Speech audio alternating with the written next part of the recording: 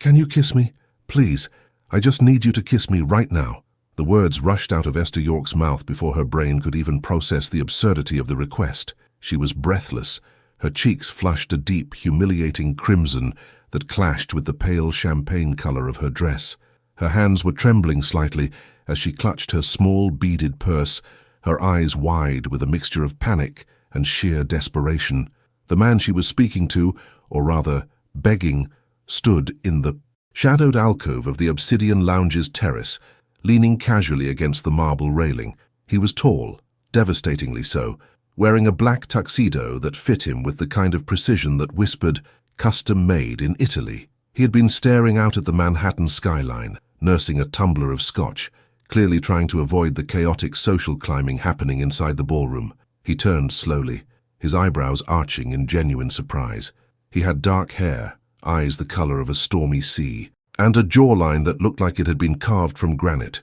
He didn't look like a safe harbor, he looked like danger. But to Esther, in that moment, he was the only life raft in a sea of sharks. "Excuse me?" His voice was deep, smooth, and laced with a confusion that was rapidly turning into amusement. "Kiss me," Esther hissed again, stepping closer, invading his personal space. The scent of expensive cologne, sandalwood and something crisp, like winter air, enveloped her. She cast a terrified glance over her shoulder toward the glass doors of the ballroom. "He's coming this way. I need to make him jealous. I need him to think I've moved on. Please, just for 5 seconds. The man looked at her, really looked at her, his gaze sweeping over her frantic expression, her messy, honey-blonde bun, and the sheer terror in her hazel eyes. He took a sip of his drink, unhurried. "And why?" he asked, his tone low and unreadable. "Would I do that? Because you look like you hate being here as much as I do," Esther whispered, desperation clawing at her throat. "And because if you don't, I'm going to have to face the man who destroyed my life while standing alone next to a potted plant. Please." The footsteps behind her were getting louder. A familiar mocking laugh echoed from the doorway. "Greg." The stranger set his glass down on the railing. He didn't smile. He didn't agree verbally. He simply stepped forward, closing the small gap between them. The air in the terrace seemed to vanish. "Make it look real," he murmured. And then, before Esther could even gasp, he cupped her face with one large, warm hand and lowered his mouth to hers. "Before we find out what happens next in this tangled web of lies and passion, tell us in the comments, what city are you watching from? We love seeing how far our stories travel. And stay with us until the very end, because I'm going to ask you to rate this story from 0 to 10. You won't want to miss the twist coming up. The kiss wasn't what Esther expected. She had expected something quick, awkward, a stage kiss meant for an audience of one.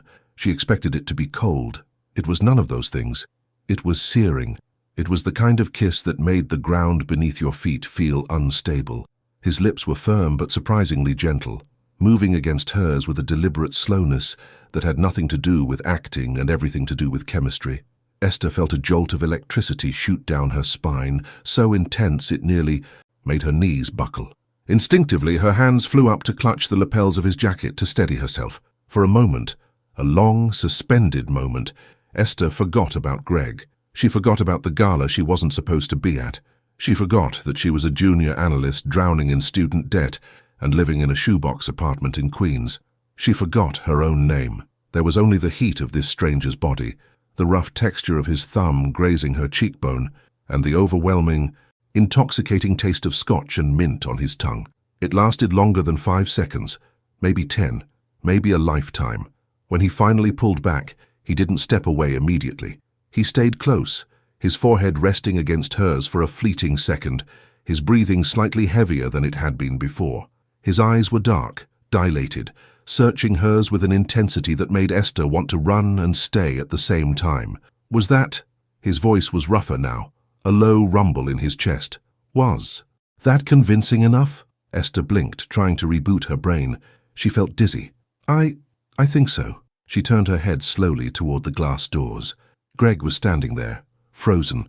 The smirk that was permanently etched onto his face had vanished, replaced by an expression of pure shock and annoyance. Beside him, hanging on his arm, was Felicia, the woman he had left Esther for, the daughter of a real estate tycoon, wearing a red dress that screamed for attention. Greg looked at Esther, then at the tall, imposing man towering over her, and for the first time in 2 years, Greg looked small. He didn't approach. He simply stared, then turned abruptly and pulled Felicia back into the crowd. It worked. It had actually worked. Esther let out a breath she felt like she'd been holding since 2021. She turned back to the stranger, stepping away to put a respectable distance between them. The reality of what she had just done crashed over her. She had just assaulted a random guest at a corporate gala. "Oh my God," she whispered, covering her mouth with her hand. "I am so sorry. I can't believe I just did that. Thank you. You saved me." The man picked up his drink again, watching her over the rim of the glass. The amusement was back in his eyes, sharper now. "You have a very direct way of asking for favors, Miss York. Esther York," she said automatically, smoothing down her dress, trying to regain some shred of dignity. "And again, I am mortified. I promise I don't usually accost strangers on balconies. It's just that guy, Greg, he's the ex," the man supplied dryly. "The ex who stole my marketing portfolio, presented it as his own, got promoted, and then dumped me via text message on my birthday," Esther clarified, the bitterness spilling out before she could stop it. "So tonight I just needed to win, even if it was a lie." The stranger's expression shifted. The amusement faded slightly, replaced by something colder, sharper, not directed at her, but at the story. "Stole your work? Corporate America, right?" Esther let out a humorless laugh. "Sharks everywhere. Anyway, I shouldn't be boring you with my drama. You probably want to get back to whatever millionaires do at these parties. Judging silent auctions, buying islands." The man swirled the amber liquid in his glass. "Actually, I was mostly contemplating jumping off this balcony to escape the boredom. You provided a much better alternative." Esther smiled, a genuine, albeit shaky, smile. "Well, I'm glad I could be of service. I should go before Greg comes back with questions I can't answer. Thank you again. You're a lifesaver." "Wait," the man said, as she turned to leave. "I didn't catch your name." "I told you," she said, pausing. "Esther. Esther York." "No," he shook his head slightly. "I mean, you didn't ask for mine." Esther paused. He was right. She hadn't. She looked at him one last time, the sharp suit, the commanding posture, the face that was far too handsome for its own good. He was clearly someone important, someone out of her league, a guest, maybe a client. "You're right," she said softly. "Ideally, we never see each other again, so let's keep the mystery alive. It makes the lie better." She gave him a small wave and slipped back into the ballroom, disappearing into the crowd of black ties and designer gowns. The man stood alone on the terrace for a long time. He touched his lips, almost absent-mindedly, tracing the ghost of the kiss. Then the glass door opened, and a frantic-looking personal assistant rushed out holding a tablet. "Mr. Peterson, there you are," the assistant gasped. "The board is waiting for your speech. Everyone is asking where the CEO is." Richard Peterson, owner of Peterson Media Group, Billionaire, and the most eligible bachelor in New York City, didn't look at his assistant. He was still looking at the spot where the girl with the honey-blonde hair had stood. "Cancel the speech, Marcus," Richard said, his voice calm but authoritative. "Sir, cancel it and get me the personnel file for the marketing department, specifically anyone named York." "York, sir." Richard finally turned, a predatory, determined glint in his storm-colored eyes. "Yes, I think I just met the only interesting person in this entire building, and she has no idea who I am." Monday morning at Peterson Media Group felt less like a fresh start and more like a sentence to purgatory. The fluorescent lights of the 40th floor hummed with a headache-inducing frequency, and the air smelled faintly of burnt coffee and ambition. Esther York sat in her cubicle, a beige box so small she could touch both walls if she stretched her arms, staring blankly at a spreadsheet. Her brain, however, was miles away. Specifically, it was stuck on a moonlit terrace, replaying a kiss that had absolutely no business being that good. "You're doing it again," a voice whispered over the partition. Esther jumped, knocking her mouse off. The desk. Sarah, her work best friend and the only reason Esther hadn't quit yet, was peering over the wall with a knowing grin. "Doing what?" Esther asked, retrieving her mouse. "The I have a secret face. You've been staring at cell B14 for 20 minutes. Spill it, Essie. Did you meet someone at the gala? I know you snuck in." Esther felt the heat rise to her cheeks. "I didn't sneak in. I used the spare ticket from the PR department that no one wanted. And no, I didn't meet anyone. I just survived." "Survived, Greg?" Sarah asked, her voice dropping to a sympathetic hush. Greg and Felicia, Esther corrected, typing furiously to look busy. They looked happy, hideously, corporately happy. But I handled it. You handled it, Sarah raised an eyebrow. Meaning you hid in the bathroom? Meaning I improvised, Esther mumbled. She couldn't tell Sarah. Saying it out loud would make it real. I kissed a stranger, a handsome, rich, devastating stranger who tasted like scotch and sin. Look, it doesn't matter. It was one night. Today I'm just Invisible Esther again, the junior analyst who makes the slide decks for the people who actually get the credit. As if summoned by the irony, Greg walked past their row of cubicles. He was wearing a suit that was too shiny, holding a venti coffee like a scepter. He stopped at Esther's desk, not to say hello, but to drop a stack of files on her keyboard. "York," he said, not even looking at her. "I need the Q3 projections updated for the strategy meeting. 10 minutes. Esther looked at the files, then at him. "Greg, the meeting is in 15 minutes, and these aren't my accounts." "Team player, Esther," Greg smirked, that same condescending smirk that used to make her feel small. Now, after Friday night, it just made him look pathetic. Besides, the CEO is attending this one. You wouldn't want me to look bad in front of the big boss, would you? We all know what happens to the department when leadership isn't happy. He walked away before she could respond. "I hate him," Sarah whispered. "I literally hate him. He's going to present my data again," Esther said, her voice tight. "He's going to walk into that boardroom, present the strategy I built, and take the credit. Then say something, and get fired. I have rent, Sarah. I have loans." Esther grabbed the files. "I'll do the numbers. But one day, I won't be the one taking notes." The main conference room on the 50th floor was a different world. It was all glass, steel, and intimidating silence. A long mahogany table stretched down the center, seated with the company's top executives. Esther sat in the back row, in the chairs reserved for support staff, assistants, junior analysts, the invisible people. She had her laptop open, ready to transcribe the meeting minutes. Her heart was pounding, not because of the meeting, but because of the rumors. The CEO is coming. Richard Peterson was a myth in the building. He rarely came down to the marketing floors. He operated from the penthouse suite, a distant god who moved pieces on the board. Esther had never seen him up close. Most people hadn't. "All right, let's get started," the VP of marketing, a nervous woman named Linda, said. "We have a lot to cover. Greg, you have the floor for the Alpha Project launch." Greg stood up, adjusting his tie. He clicked a remote, and the first slide appeared. It was Esther's work, her font choices, her graphs, her strategy. "Thank you, Linda," Greg began, his voice oozing false confidence. "As you can see, for the Alpha Project, I've developed a strategy focused on aggressive social media acquisition. My plan is to flood the Gen Z market with influencer partnerships." Esther typed furiously, documenting his lies. She kept her head down, trying to disappear. Then the heavy double doors at the end of the room opened. The air in the room changed instantly. The temperature seemed to drop 10 degrees. Every executive straightened their spine. Greg stopped talking mid-sentence. A man walked in. He didn't rush. He moved with a predatory grace, a silent command that demanded attention without asking for it. He was wearing a charcoal grey suit today, crisp and authoritative. He walked to the head of the table where an empty chair waited. Esther glanced up from her screen just for a second, curious to see the mythical CEO. Her breath hitched in her throat. Her heart stopped, then restarted at triple speed. The blood drained from her face so fast she felt dizzy. It was him. The hair was neater. The tuxedo was gone.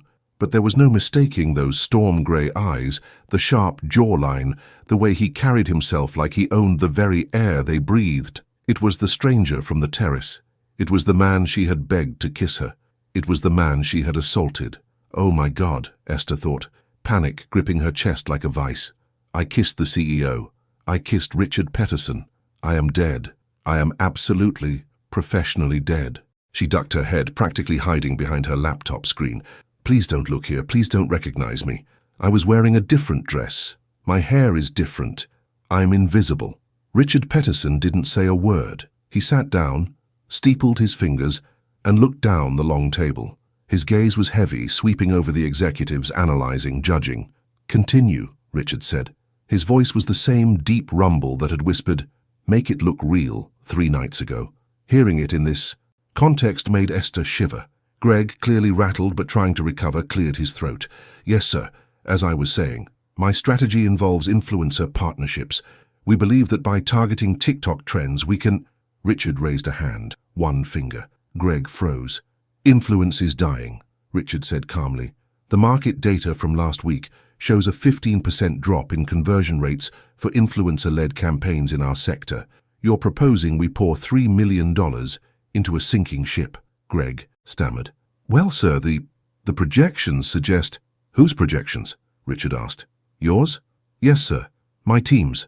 Richard picked up the report in front of him. He flipped a page, looking bored. These numbers don't add up. You're calculating ROI based on 2024 metrics. We are in 2025. This strategy isn't aggressive, Greg. It's lazy. The silence in the room was excruciating. Greg looked like he wanted to vomit. Esther felt a tiny, dangerous spark of satisfaction amidst her terror. Does anyone in this room, Richard asked, looking around the table, have a strategy that isn't 5 years old? Anyone? Silence. The executives looked at their hands. No one wanted to cross the CEO when he was in this mood. Richard's eyes narrowed. He looked bored, frustrated.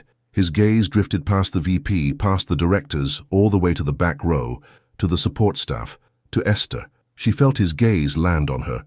It was physical, like a touch. She tried to make herself smaller, staring at her keyboard, praying he would look away. You, Richard said. Esther froze. She didn't move. The blonde woman in the back. Richard's voice was louder now, cutting through the silence. Hiding behind the laptop, Esther slowly, painfully, lifted her head. Her hazel eyes met his grey ones. For a second there was nothing. No recognition. Just a cold, expectant stare. Then, a tiny flicker.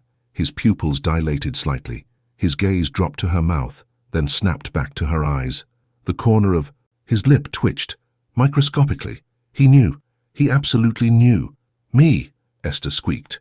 Her voice sounded thin and terrified. Yes, you. Richard leaned back in his chair, crossing his arms. You were shaking your head while Mr. Greg was speaking. Why? Esther blinked. I wasn't... Don't lie to me, Richard said softly. I saw you. You disagreed with his premise. Why? Greg turned around, glaring at her. Sir, she's just a junior analyst. She takes notes. She doesn't know the strategy. I didn't ask you, Greg. I asked her. Richard never took his eyes off Esther. Stand up. Esther stood. Her legs felt like jelly. She smoothed her cheap grey skirt, wishing she could dissolve into the carpet. This was it. He was going to fire her publicly. He was going to say, this is the crazy woman who attacked me at the gala. I disagreed, Esther began, her voice trembling, then stabilizing as she found her ground, because the influencer model relies on trust and consumer.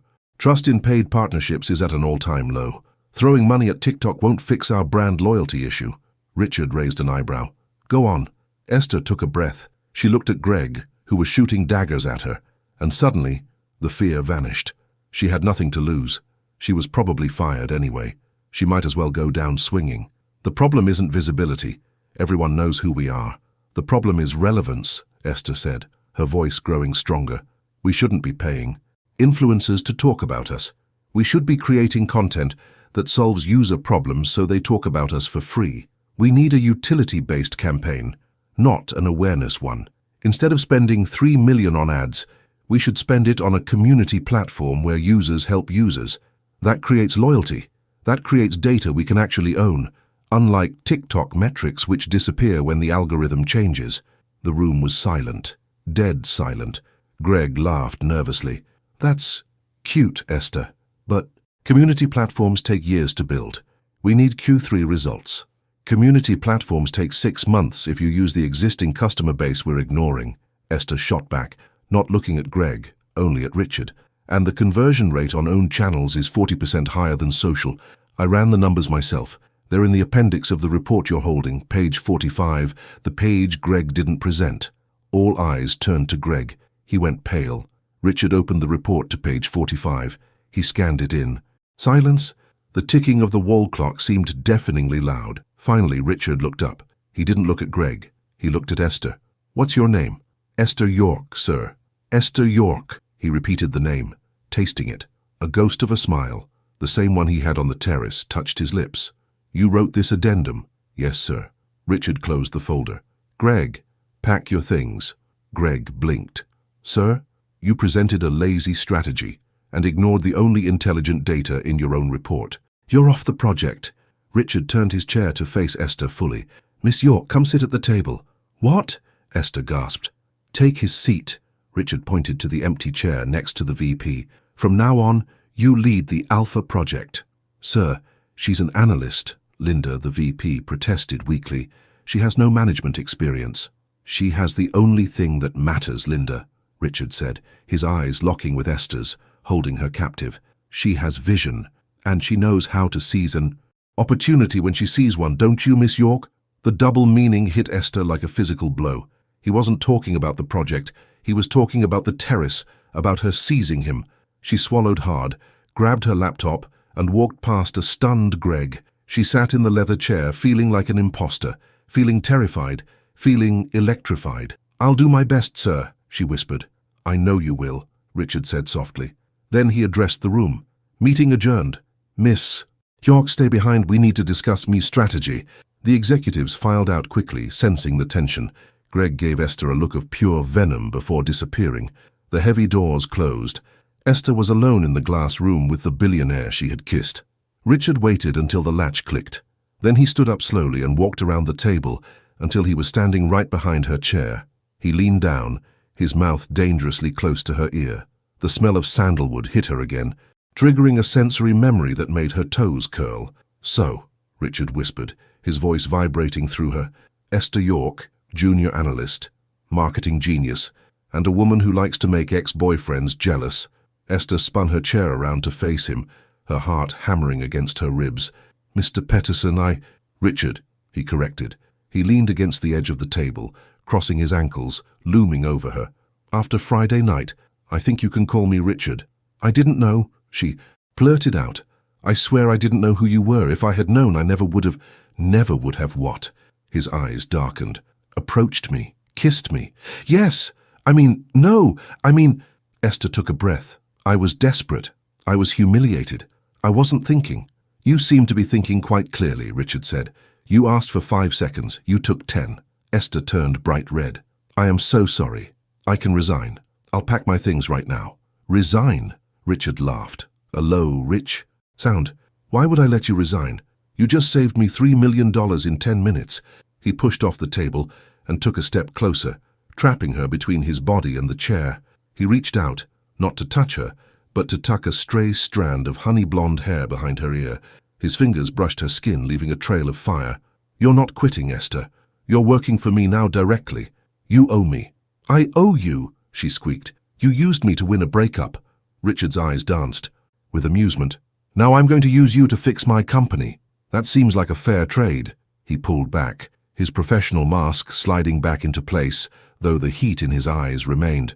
Be in my office at 8 a.m. tomorrow.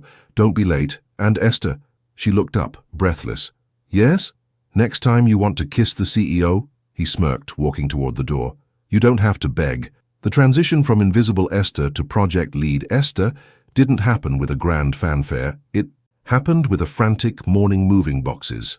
By 7:45 a.m. on Tuesday, Esther was officially moved out of her beige shoebox in Queens, metaphorically speaking. Practically, she was moved from cubicle 40B to an actual office on the 41st floor. It wasn't the penthouse, but it had a door that locked and a window that looked at something other than the brick wall of the neighboring building. Sarah was there, helping her unpack a ceramic mug that said Chaos Coordinator and a somewhat wilting, succulent CFO Chief Flirting Officer, Sarah teased, taping an Alpha project chart to Esther's new whiteboard. Come on, Essie, you have to give me something. The whole building is talking. You went from taking notes to taking Greg's job in 10 minutes. People are saying you're a corporate assassin. Greg did this to himself, Esther said, wiping down her new desk. She felt a knot of anxiety twisting in her stomach that no amount of success could untie. He presented a terrible strategy. I just pointed it out. And beasted him publicly. It was glorious. Sarah paused, looking at Esther. But seriously, are you okay? You've been jumpy all morning. Like you expect Greg to jump out of a box with a knife. It's not Greg I'm worried about, Esther muttered. It was Richard Peterson. It was 8 a.m. and she was supposed to be in his penthouse office. Sarah, I have to go, Esther said, grabbing her tablet, her hand shaking slightly. Wish me luck. If I don't come back in an hour, tell. My landlord, my succulents go to you. Good luck, project lead assassin. Go break his heart. Corporately, of course. Esther rode the elevator to the 60th floor, the numbers clicking upward too fast. When the doors opened, the atmosphere was even colder, quieter and more expensive than the conference room. The reception area was empty. Marcus, Richard's assistant, had texted her to go straight in. She stood before the massive, soundproofed double doors. She took a breath, smoothed her black slacks, borrowed from Sarah, slightly tighter than her own, and knocked. "Come in," the rumble from inside said. Esther pushed the doors open. Richard's office was obscene.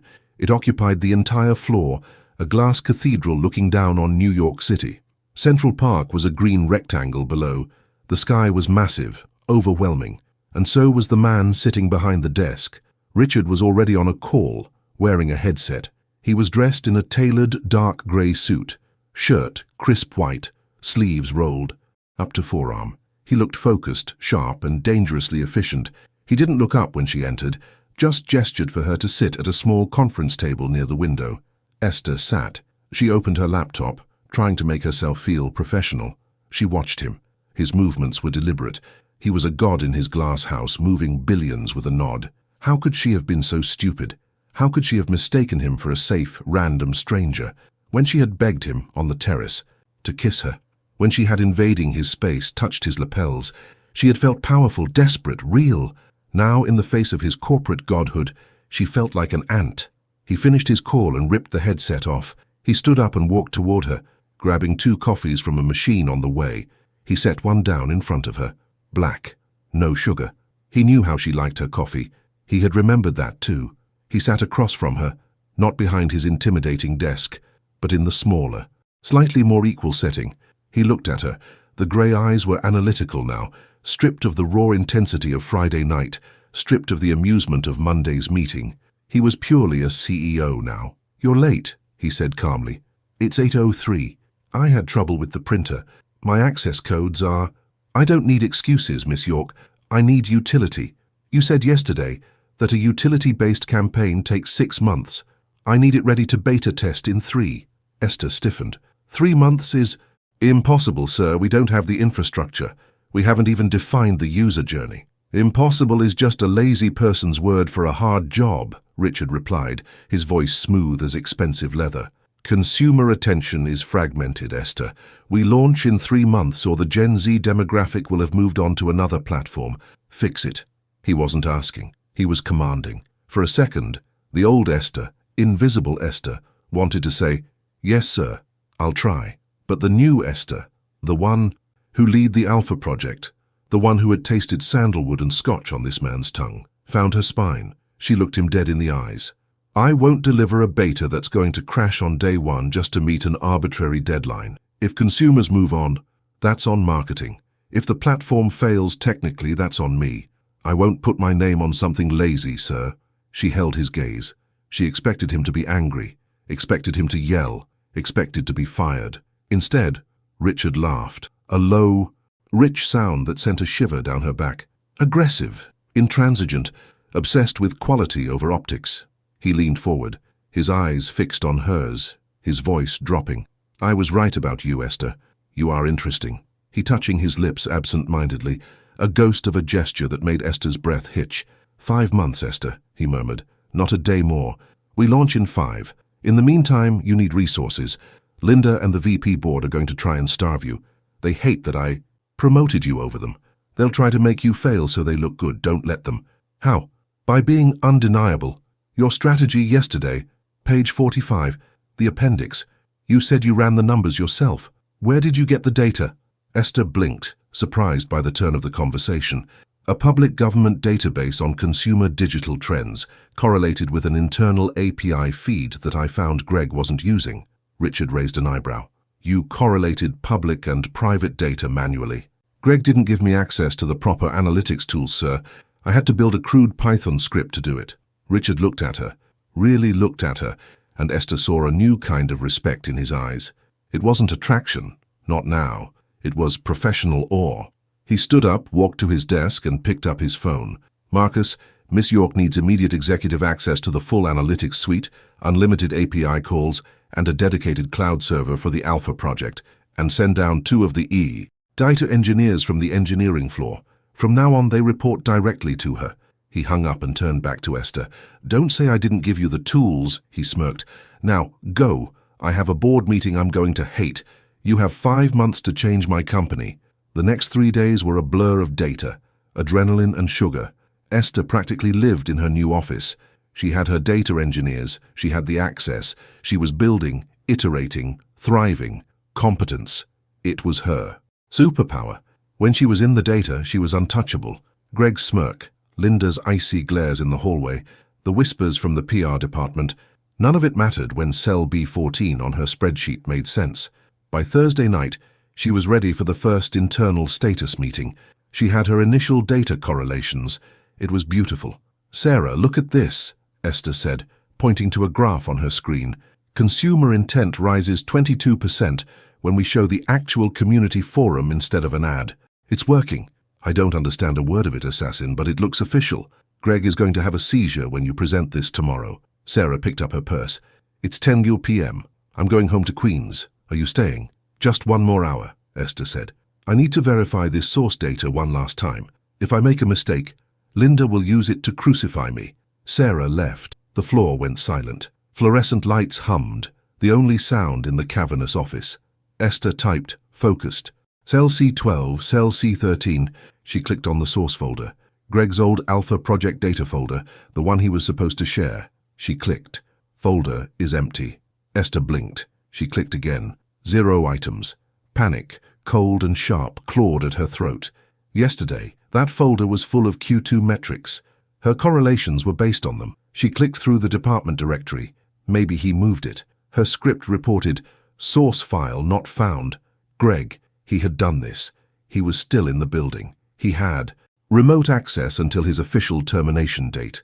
He hadn't just deleted it. He had wiped it. He wanted her to walk into the status meeting tomorrow with nothing but empty slides. He wanted to embarrass her publicly. Humiliation for humiliation. Esther stared at the screen, the numbers blurring. Tears of pure frustration stung her eyes. 10:30 p.m. How could she rebuild Q2 data in 12 hours? Public databases were too crude for what she needed. She had Greg's old login from when they were together.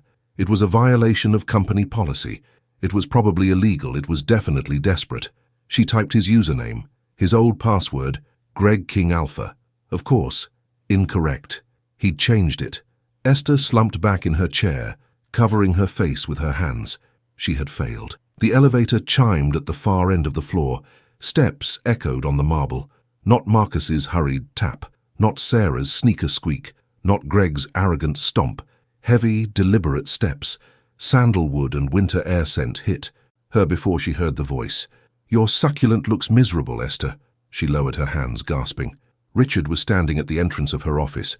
He wasn't wearing his jacket now, only his shirt, sleeves rolled up, tie loosened. He looked tired, slightly disheveled, and more human than she had ever seen him. Mr. Peterson. Richard. It's 11 p.m., he said, leaning casually against her doorway, watching her. Why are you crying over a succulent? I'm not crying over a succulent. I'm crying over cell C12. Richard frowned. He stepped into her office. It was the first time he had entered her territory rather than her entering his. The office suddenly felt very, very small. He smelled like scotch again, just a hint. Cell C12? He came closer. Greg, he wiped the Q2 data. He deleted the source file. I have nothing to correlate for the status meeting tomorrow. He sabotaged me. She looked at the screen, trying to keep the tears back. And I can't get access to the original database without his credentials. Richard's expression changed. The human look vanished, replaced by the corporate god. He looked at the screen. He deleted the source file. 0 items. Esther felt the heat of his body as he leaned over her shoulder to look at her screen. Proximity, triggers, sensory overload, sandalwood, the rough texture of his shirt, the terrace, the kiss. Cell C12 didn't matter. Nothing mattered but the fact that he was right there. Richard straightened up. He didn't say a word. He walked to her whiteboard, picked up a black marker and stared at the complex data correlations she had drawn. You wrote this Python script manuals? He asked, pointing to a section of code. Crude, yes. Richard studied her coding. He didn't look like a bored CEO now. He looked like a man analyzing a problem. Your script relying on a recursive feedback loop that Greg's deletion wouldn't affect, Richard said, tapping the board with the marker. The source is gone, but the historical state is cached in the memory of the correlation model you built. Esther blinked, trying to reboot her brain. He understood her code? He understood cached state data? Richard, what are you? He looked at her, smirked. I was a data engineer for Peterson Tech for 5 years before I inherited the media group Esther. You think I got where I am just by sitting in boardrooms? He put the marker down, walked to her desk. He didn't ask for permission. He, invading her space, grabbed her keyboard and started typing, deliberately, recursively. Esther's Python script flew across the screen. Your correlation is recursive, Richard murmured, typing furiously, but it wasn't persistent. If you add a persistence layer in the cache, we can recover the last cached state. We can rebuild Greg's data from the echo it left in your script. Esther stood up, watching his fingers move across the keyboard. Proximity, triggers, sensory memory, sandalwood and scotch. Cell C12, cell C13, cell C14. He was helping her. The god in the glass house was helping invisible Esther York. It was impossible. It was beautiful. Persistent caching, Esther murmured, leaning over his shoulder now, watching the code. Yes, it's in the echo. Cell C12 echoes in cell B14. Exactly. We correlate cached recursively, they said at the same time. Richard stopped typing. He turned his chair slowly to face her. She was close, too close. If she leaned down, she could touch his shoulder. His eyes were stormy grey, intense, dilated. The professional mask was slipping. Sandalwood Scotch terrace kiss. Recursive, Richard repeated, his voice low. Echo, echo, Esther whispered. He reached out a large, warm hand and cupped her face, just like he had done on the terrace. Make it look real. Echo, sandalwood and Scotch. The fluorescence hummed. Queen's, shoebox apartment. Greg, Felicia, invisible Esther. None of it was real. There was only this. Proximity, forced intimacy, 11:02 p.m., empty. Office. He lowered his mouth to hers. The kiss ended not because they wanted it to, but because the shrill ring of the office landline shattered the silence like a gunshot. They pulled apart, as if physically burned. Esther stumbled back against her desk, her breath coming in ragged gasps, her lips swollen and tingling. Richard took a step back, his chest heaving, his hand running through his hair, a gesture of rare loss of control. The phone kept ringing. It was 11:15 p.m. Security, probably, checking why the lights were still on. Richard stared at her. The stormy grey eyes were wide, blown pupil dark, filled with a mix of hunger and harsh realization. He looked at the whiteboard with the code, then at her mouth, then at the door. That, Richard's voice was rough, scraping against the silence. That was a mistake. Esther felt a sharp pang in her chest, colder than the Queen's winter. A mistake? I am your CEO, Esther. You are a project lead I just promoted. There are rules. There are lines. He buttoned his collar, the corporate mask sliding back into place with terrifying speed, but his hands were shaking, just a little. We crossed the line on the terrace, Richard, Esther whispered, bold despite her fear. The terrace was a fantasy. This, he gestured to the office, the spreadsheets, the reality. This is real, and it can get you fired. It can destroy what you're trying to build here. He turned back to the computer. In 3 rapid keystrokes, he executed the Python script they had built together. The screen flooded with data. The recursive cache worked. The Q2 numbers repopulated the spreadsheet, ghostly echoes turning into solid facts. The data is recovered, Richard said, his voice flat, professional, distant. You have what you need for the status meeting. Go home, Miss York, get some sleep. He walked out without looking back. Esther stood alone in the humming silence, the recovered data glowing on the screen behind her. She touched her lips. It might have been a mistake to him. To her, it felt like the only thing that made sense. The next morning, the status meeting felt less like a business update and more like an execution. Linda, the VP of marketing, sat at the head of the table, since Richard hadn't arrived yet, looking smug. Greg was there too, sitting in the back row, not officially part of the meeting, but lingering to provide historical context, as Linda had put it. He looked relaxed, confident. He knew the source folder was empty. He was waiting for the crash. So, Linda began, tapping her pen on the mahogany table. Esther, I understand we have some concerns regarding the data integrity for the Alpha project. Greg mentioned the Q2 source files might be corrupted. Esther sat straight, her hands clasped on top of her laptop. She wore her battle armor, a sharp navy blazer she had bought on sale. She didn't look at Greg. She didn't look at the door where Richard might walk in. She focused on the job. There are no concerns, Linda, Esther said calmly. Greg scoffed audibly from the back. Really? Linda raised an eyebrow. Because migration from the old server usually causes data loss. If you don't have the Q2 baselines, we can't approve the beta launch. We'll have to delay the project by 3 months. Maybe bring Greg back to oversee the data reconstruction. That won't be necessary, Esther said. She connected her laptop to the main screen, while the source folder was indeed inexplicably emptied. Last night, she let her eyes flicker to Greg, who paled slightly. I utilized a recursive caching script to recover the historical state from the correlation model. The screen lit up. The charts were there. The numbers were solid. The Q2 baseline was perfect. As you can see, Esther continued, her voice gaining strength, not only is the data intact, but the correlation shows a 40% higher engagement rate than we predicted. We don't need to delay. In fact, we're ahead of schedule. The room went silent. Linda looked at the screen, then at Greg, fury tightening her jaw. Greg looked like he had seen a ghost. Recursive caching? Linda muttered. You coded that yourself? I had some assistance with the logic, Esther said carefully. But yes, the data is valid. You can verify it with the engineering team. The door opened. Richard walked in. He didn't look at Esther. He didn't look at the screen. He walked to the head of the table, and Linda scrambled to vacate the seat. Report, Richard said, sitting down. We were just reviewing the data, sir, Linda stammered. Esther seems to have recovered the missing Q2 files using some advanced script. Richard looked at the screen. He saw the code he had helped write. He saw the data they had saved together at 11 p.m. He turned his gaze to Esther. His face was unreadable to the room, but Esther saw the slight tension in his jaw. Is the data accurate, Miss York? 100%, sir, Esther replied, holding his gaze. Good. Richard turned to Linda. Then why are we discussing delays? The project proceeds, beta launch in 4 months. Sir, I just have concerns about her methodology. Linda tried one last time. It's unorthodox. Innovation is always unorthodox to those who can't keep up, Linda, Richard said coldly. Anything else? No? Meeting adjourned. As the executives filed out, grumbling and awed, Esther packed up her things. She felt a rush of adrenaline. She had won. Again. Miss York, Richard called out as she reached the door. A word. Esther froze. The room emptied until it was just them again, but this time Richard didn't close the door. He stayed seated, creating a deliberate physical distance.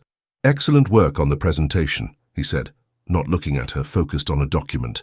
Thank you, and thank you for last night, for the code. I don't know what you're talking about, Richard said sharply. He finally looked up, his eyes hard. I wasn't here last night. You solved the problem on your own. Do you understand? Esther felt a chill. He was erasing it. He was rewriting the narrative to protect them, or to protect himself. I understand, she said softly. I did it on my own. Good. Keep it that way. She turned to leave, feeling the sting of rejection when he spoke again. His voice was lower, strained. Esther, she stopped. Don't stay late tonight. Go home. It's distracting, knowing you're in the building alone. It was a crumb, a tiny, twisted confession of vulnerability. I can't control myself if you're here. Esther took it and held it close. Good night, Richard, she whispered, and left. But the drama wasn't over. As Esther walked toward the elevators, Greg stepped out from an alcove near the break room. He looked disheveled, desperate, and dangerous. You didn't write that code, Greg hissed, blocking her path. Excuse me? I know you, Esther. You're good with Excel. You're good with strategy. But you don't write recursive Python scripts in 2 hours. Someone helped you. Get out of my way, Greg. Who was it? Greg stepped closer, looming over her. Was it one of the engineers? Did you cry to them? Or did you offer them something else? Is that how you got the promotion too? You're pathetic, Esther spat, trying to step around him. Greg grabbed her arm, not hard enough to bruise, but hard enough to stop her. I saw the logs, Esther. Someone accessed the system at 11:15 p.m. with admin privileges, executive privileges. Esther's blood ran cold. Let go of me, she said calmly. It was him, wasn't it? Greg's eyes widened with a malicious realization. The big boss. Peterson. I saw him leaving the building at midnight. You two were in there together. Let go. That's it, Greg laughed, a manic, triumphant sound. You didn't get promoted because of your vision. You got promoted because you're sleeping with the CEO. Let her go, Greg. The voice didn't come from Esther. It came from down the hall. Richard was standing there. He had come out of the conference room. He was 20 feet away, but the fury radiating off him was palpable. He wasn't the cold CEO now. He was a man watching another man touch what was his. Greg dropped Esther's arm instantly, backing away, hands raised. Mr. Peterson, sir, we were just discussing the project. Richard walked toward them, slow, predatory. He stopped between Esther and Greg, using his height and breadth to shield her completely. He didn't look at Esther. He stared down at Greg with eyes that promised violence. If you ever, Richard said, his voice terrifyingly quiet, touch an employee of this company in anger again, you won't just be fired. I will ensure you never work in this city again. Do I make myself clear? Yes, sir, absolutely. It was a misunderstanding. Greg was sweating. Get out of my sight. Security will escort you to retrieve your personal effects. You are banned from the building effective immediately. Greg scrambled toward the elevators, pressing the button frantically. Richard stood still, his back to Esther. His shoulders were tense, rising and falling with heavy breaths. He was fighting for control. Richard, Esther whispered. Are you hurt? He asked, not turning around. No, he just grabbed my arm. I'm fine. He touched you. The words were low, laced with a dark, irrational possessiveness that shocked them both. I should have. He cut himself off. He finally turned. He looked at her arm, checking for marks, then at her face. The mask was gone again. The jealousy was there, naked and raw. I told you to go home, he said roughly. Why didn't you go home? I was trying to. Go, now. He stepped back, putting distance between them again. Before I do something that proves the rumors right. Esther looked at him, this powerful, complicated man who protected her with his power, but pushed her away with his fear. Thank you, she said. She got into the elevator. As the doors closed, she saw Richard still standing there watching her, a lonely king guarding his castle. In the lobby, Greg was being escorted out by 2 guards, but as he passed the reception desk, he pulled out his phone. He opened the company-wide anonymous gossip app, the water cooler. His fingers typed furiously. Subject: the real reason for the Alpha project promotion. Message: ask the new project lead what she was doing in the CEO's office at midnight. Admin logs don't lie. She's not a genius. She's a mistress. He hit send. Esther's phone buzzed in the cab ride home. Then again. Then a flood of notifications. The rumor had started, and this time, data couldn't fix it. Wednesday morning was silent. Not the peaceful silence of a library, but the suffocating silence of a room where everyone stops talking the moment you walk in. When Esther stepped out of the elevator on the 41st floor, the atmosphere was heavy. Heads turned. Eyes narrowed. Smartphones were quickly lowered, screens went dark, but the whispers lingered in the air like smoke. Admin logs. Midnight. Mistress. Esther clutched her bag tighter, her knuckles turning white. She kept her chin up, staring straight ahead, walking toward her office. Don't look at them. Don't let them see you bleed. Sarah intercepted her before she could reach her door. Sarah didn't look teasing today. She looked pale, worried. Don't go in there, Sarah whispered, grabbing Esther's arm and pulling her into the supply closet. Sarah, what? Have you checked the water cooler app? Sarah hissed. I deleted that toxic trash months ago. Sarah pulled out her phone. Her hand was shaking as she opened the app. It's trending, Essie. CEO stress. Someone posted the security logs. Timestamps. You and Richard entering the building at 10:01 p.m., you leaving at 11:45 p.m., and then Sarah swiped. Someone posted a photo. Esther froze. A photo. It's grainy, taken from a distance at the gala. On the terrace. Esther looked at the screen. It was blurry, dark, zoomed in from inside the ballroom. You couldn't see their faces clearly, but you could see the silhouettes. A tall man in a tuxedo, a woman in a champagne dress. Their bodies pressed together, his hand on her face. The caption read, Project Lead, more like Project Bed. Competence is dead at PMG. The world tilted on its axis. Greg, Esther whispered, the name tasting like bile. He must have taken it before he interrupted us. He kept it as insurance. Esther, people are saying you didn't write the code. They're saying Richard gave you the promotion as a favor. They're discrediting everything. I did the work, Esther said, her voice trembling with fury. I wrote the strategy. I fixed the data. It doesn't matter, Sarah said sadly. In corporate, perception is reality.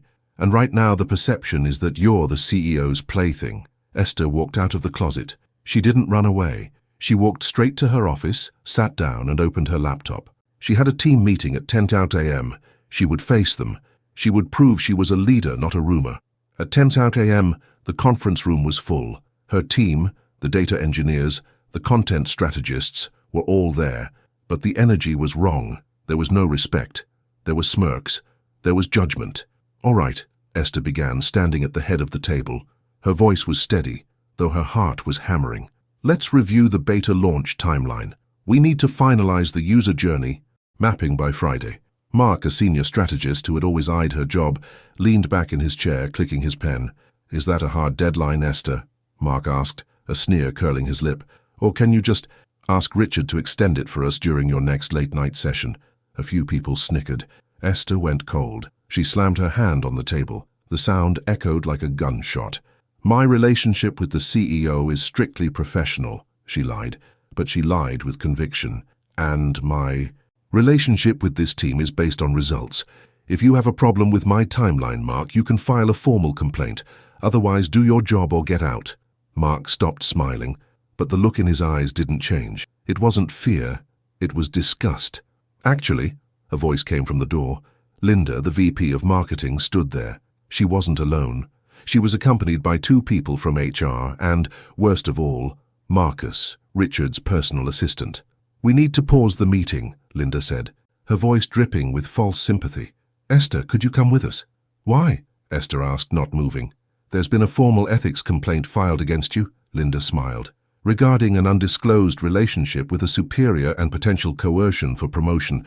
Pending an investigation, you are being placed on administrative leave. Leave? Esther looked at Marcus. Does Richard know about this? Marcus looked at the floor. Mr. Peterson recused himself from the decision, Miss York. Due to the nature of the accusation, he cannot be involved in the disciplinary process. Recused himself. He stepped back. He let them come for her. I see, Esther said. She felt a piece of her soul crack. He's protecting the company. He's protecting himself, dear, Linda whispered as Esther walked past her. Men like him always do. Esther didn't leave the building immediately. She stormed past HR, past Linda, and hit the elevator button for the 60th floor. Miss York, you can't go up. There, the HR rep shouted. Watch me. She had security clearance still. The elevator opened on the penthouse level. Marcus was still downstairs. The reception was empty. She burst through the double doors of Richard's office. He was there, standing by the window, looking out at the city, just like he had been on the terrace. He didn't turn when she entered. He knew who it was. You recused yourself? Esther demanded, her voice shaking. I am being suspended, Richard. They are tearing my reputation apart downstairs. They are saying I slept my way into this job and you just sat back? Richard turned slowly. He looked exhausted. The circles under his eyes were dark. He looked like a man who had been fighting a war in his own head. If I intervened, Richard said, his voice low and dead, it would only confirm the rumors. If I stopped the investigation, they would say I was protecting my mistress. So you let them humiliate me to save your image? To save yours, Richard shouted, stepping forward. Don't you get it? If I fight for you right now, you will never be seen as anything other than Richard Peterson's girlfriend. Your work, your code, your strategy, it will all be erased. The only way you survive this is if an independent investigation clears you. An independent investigation led by Linda? Esther laughed bitterly. She wants me gone, Richard. She's going to bury me. I won't let her. You already have, by doing nothing. Esther walked up to him, tears finally spilling over. I thought you were different. I thought, on the terrace, in this office, I thought you saw me, my competence, my value. I do see you, Richard whispered. He reached out, his hand hovering near her face, but he stopped himself. He clenched his fist and dropped it. I see you too much. That's the problem. I can't think clearly when you're around. I make mistakes. I break rules. He turned away from her, looking back at the window. Go home, Esther. Let the investigation run its course. If you are cleared, you come back. If not, I will give you a severance package that will set you up for life. You can start over somewhere else. Somewhere where I haven't ruined your reputation." Esther stared at his back. He was offering her money, just like William Porter had offered Daisy money to leave. It was the billionaire's solution to everything. Throw cash at the problem until it goes away. "I don't want your money," Esther said, her voice turning to ice. "I wanted a leader. I wanted the man who helped me fix the code at midnight. But he's not here, is he? Just the CEO." She took her badge, the badge she had been so proud of, and slammed it onto his desk. "You don't have to suspend me, Richard. I quit." Richard flinched as the badge hit the wood, but he didn't turn around. Esther walked out. The heavy doors closed behind her with a final, echoing thud. Inside the office, Richard closed his eyes. He gripped the window ledge until his knuckles turned white. He had done the logical thing, the safe thing, the thing that protected the company and, theoretically, Esther's long-term future. So why did it feel like he had just made the biggest mistake of his life? Esther walked out of the Peterson Media Group building carrying a single box. It was raining. Of course it was raining. She stood on the curb, waiting for a cab, water soaking into her blazer. She felt hollow, numb. Her phone buzzed. She ignored. It buzzed again and again. She finally looked. It wasn't Sarah. It wasn't a notification from the water cooler. It was an email from an external address. Subject: "I found this in the logs. From Kevin Engineering message. Esther, I saw someone purge the drive. I pulled the security tape from the server room. You need to see this. Don't let them win." Esther frowned. She opened the email. There was no text, just an attachment, a video file. She clicked play, shielding her phone from the pain. The video was CCTV footage. It showed the server room on the 41st floor. The timestamp was Monday night, 9:30 p.m. A figure walked into the frame. It wasn't Greg. It was Linda. Linda approached the server rack. She typed something into the terminal. Then she pulled out a drive, waited a few seconds, and smiled. A cruel, satisfied smile. Linda hadn't just watched Greg sabotage Esther. Linda had helped him. Or maybe Greg was just the scapegoat, and Linda was the architect. She had deleted the files to ensure the project failed, so she could reclaim control. Esther watched the video loop. Linda destroying the data. Linda smiling. And then she realized something. Greg had been banned from the building before he could have wiped the files completely. He didn't have the clearance to do a hard wipe.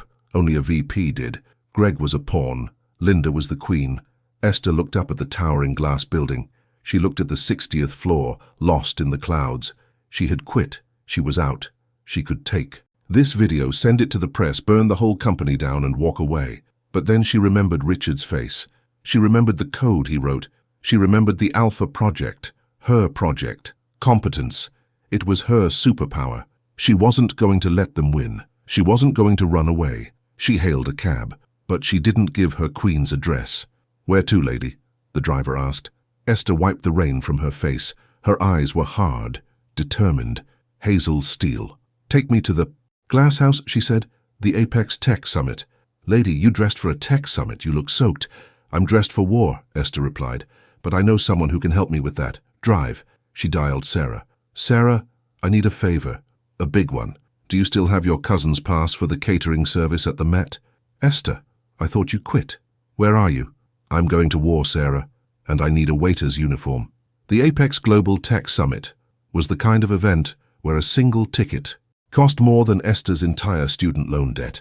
It was held at the Glass House, a venue on the Hudson River with floor-to-ceiling windows, filled with the titans of the industry. Linda was there, of course. She was wearing a silver gown that looked like liquid mercury, holding a champagne flute and holding court with 3 major investors from the board.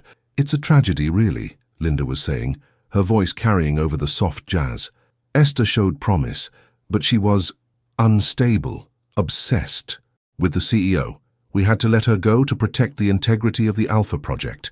I'll be taking over leadership personally to ensure we launch on time." Richard stood nearby, looking at the dark water of the Hudson. He hadn't touched his drink.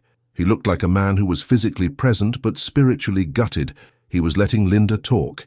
He was letting her win, because without Esther, the fight had gone out of him. He checked his watch. 9 Korean p.m. He would leave in 10 minutes. He would go to Queen's.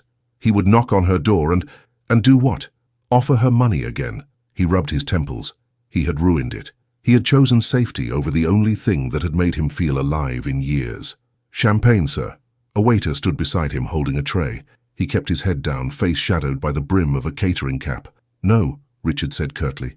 "Are you sure?" the waiter whispered. "I hear it pairs well with public humiliations." Richard froze. That voice. He spun around. The waiter looked up. Under the cap, honey-blonde strands of hair were escaping. Hazel eyes burned with a fire that could incinerate the building. "Esther," Richard hissed, looking around frantically. "What are you doing here? If Linda sees you—" "Let her see me," Esther said, reaching into her apron pocket. She pulled out her phone. "I'm not here to serve drinks, Richard.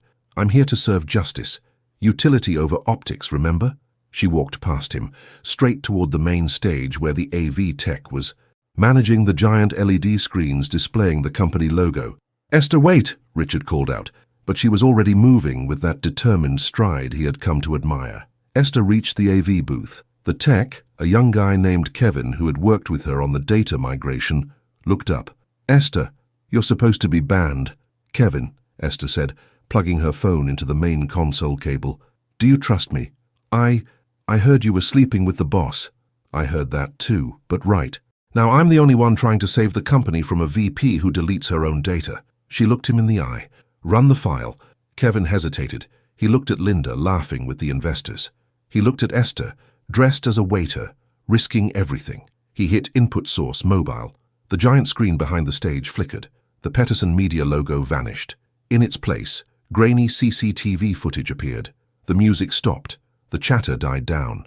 Every head in the room turned toward the stage. On the screen, giant and undeniable, was Linda, walking into the server room, typing the command, deleting the files, smiling that cruel, victorious smile. A gasp rippled through the crowd. Linda dropped her champagne glass. It shattered on the floor, the sound echoing in the silence. She went pale, her mouth opening and closing like a fish. Esther stepped out from behind the booth, taking a microphone. She stood in the center of the stage, still wearing the waiter's uniform, looking more powerful than anyone in a tuxedo. "Ladies and gentlemen," Esther's voice rang out, clear and steady. "What you are seeing is the time-stamped security footage from Monday night, the night the Alpha Project data was corrupted." She turned to look directly at Linda. "There was no instability, there was no coercion. There was only sabotage committed by a vice president terrified that a junior analyst could do her job better than she could." Linda screamed. "Turn it off! Someone turn it off! This is a deepfake. Security." "It's not a deepfake, Linda." Richard's voice cut through the chaos. He walked up the steps to the stage. He stood beside Esther. He didn't look at the crowd. He looked at her. "I verified the metadata myself," Richard said into his own lapel mic. "The footage is authentic." He turned to the board members who were standing there, mouths agape. "Linda is fired," Richard said, his voice cold as ice. "Effective immediately, for corporate sabotage, destruction of company, property and—" He looked at Esther, his eyes softening, "for attempting to destroy the reputation of the most competent person in this company." Security guards moved toward Linda. She tried to protest, to blame Greg, to blame anyone, but the evidence was 40 feet tall behind her. She was escorted out, kicking and screaming, her silver dress shimmering as she was dragged into irrelevance. The room was silent again. Esther stood on the stage, her chest heaving. She had done it. She had won. She looked at Richard. "I didn't need you to save me," she said quietly, "just for him. I just needed you to not stand in my way." "I know," Richard said. He took a step closer. The crowd was watching. The investors were watching. The whole world seemed to be watching. "I made a mistake, Esther. A massive calculation error. You recused yourself." "I was a coward," he corrected her. "I thought I was protecting you from the rumors. I thought if I stayed away you'd be safe. But I realized something when you walked out of my office today." "What?" "That a company without you isn't worth saving, and a life without you—" He swallowed hard, his vulnerability on display for the first time. "Is just a series of board meetings I hate." He reached out, taking her hand. His grip was firm, desperate. "Come back," he said. "Not as a junior analyst, not even as project lead. Come back as chief strategy officer. It's a new role. I'm creating it for you." Esther blinked. "CSO? That's—" That's a C-suite role. People will talk. Let them talk, Richard said. Let them say I promoted you because I'm in love with you. Because it's true. The crowd gasped. Esther's heart stopped. What did you say? I said I love you, Richard said, louder this time. I think I've loved you since you attacked me on the terrace and demanded 5 seconds of my time. He stepped closer, invading her space, just like she had done that first night. Can I kiss you? He asked, his voice rough. Please. I just need to kiss you right now. It was her line, her desperate, crazy line thrown back at him with all the love in the world. Esther smiled. Tears streamed down her face, but she didn't wipe them away. You don't have to beg, Richard. He didn't wait. He pulled her in and kissed her. It wasn't a stage kiss. It wasn't a frantic, secret office kiss. It was a promise. It was a seal on their partnership. And as the room erupted in applause, led by a cheering Kevin from the AV booth, Esther knew she wasn't invisible anymore. She was exactly where she belonged. 6 months later, the Alpha Project launch was the biggest in Peterson media history. The community platform revolutionized the industry, just as Esther predicted. The stock price doubled, but the real news was the photo on the cover of Forbes. It showed Richard and Esther sitting side by side on the terrace of the Obsidian Lounge. She was wearing a new champagne dress. He was in a tuxedo. She was laughing, and he was looking at her like she was the only data point that mattered in the universe. The headline read, "The Power Couple, How Utility, Love, and Python Scripts Changed the Game." Esther sat in her massive corner office, the real one, with the view of the harbor, reading the magazine. Chief Strategy Officer York? She looked up. Richard was leaning in her doorway, holding 2 coffees, black, no sugar. Mr. CEO, she smiled, you're late for our strategy meeting. I had to stop by HR. Richard walked in, closing the door behind him and locking it. I had to update my personnel file. Oh? Changing your emergency contact? Changing my status, Richard said, walking around the desk. He set the coffee down and pulled a small velvet box from his pocket. From single to engaged? Esther gasped, her hands flying to her mouth. I ran the numbers, Richard whispered, dropping to one knee. The probability of me being happy without you is 0. The ROI on marrying you is infinite. Will you make me the luckiest data engineer in the world? Esther looked at the ring, a stunning, simple diamond that caught the light. She looked at the man who had seen her when she was invisible. Yes, she whispered. Infinite yes. He slipped the ring on her finger. He stood up and kissed her, and for the first time in the history of Peterson Media Group, nobody cared about the Q3 projections. Because some things, like love, justice, and a perfectly executed Python script, were simply priceless. The end, and that is the story of how a desperate plea turned into a billion-dollar romance. Now I have a question for you. If you were Richard, would you have waited to fire Linda, or would you have done it the moment you suspected her? And if you were Esther, could you have forgiven him for not stepping in sooner? Let us know your thoughts in the comments below. And finally, on a scale from 0 to 10, what score would you give this story? Did Esther's revenge satisfy you? Don't forget to subscribe to the channel and turn on notifications so you never miss a story. We have a new one coming out tomorrow that you won't believe. See you next time.